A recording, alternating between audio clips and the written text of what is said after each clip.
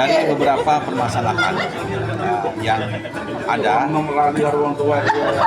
dengan Tipikor, Ibu Pandu, terus RJ. Tentunya dalam perjalanan ada dinamika, ada liak-liak. Kita dalam pelaksanaannya ini perlu suatu kebijakan migran yang tidak keluar dari konteks peraturan perundang-undangan. Kita regulasinya undang-undang. Dasar perjalanannya semua ada peraturan, ada perma, ada perkap sebagai pelaksanaan dari undang-undang tersebut. Oleh karena itulah makanya dalam pertanyaan ini tentunya banyak kekurangan. Dari kekurangan itu kita mencari solusi. Dari solusi itu kita rumuskan. Nah, tentunya apa-apa kekurangan dari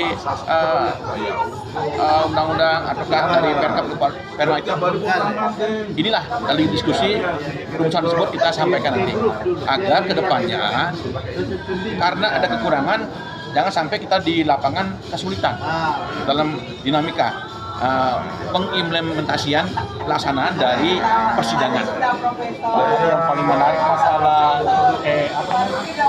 padu, ya ini kan yang berpadu sekarang semua ternyata larinya ke elektronik orangnya daripada ini diterbitkannya aplikasi e-berpadu ini kan untuk memudahkan.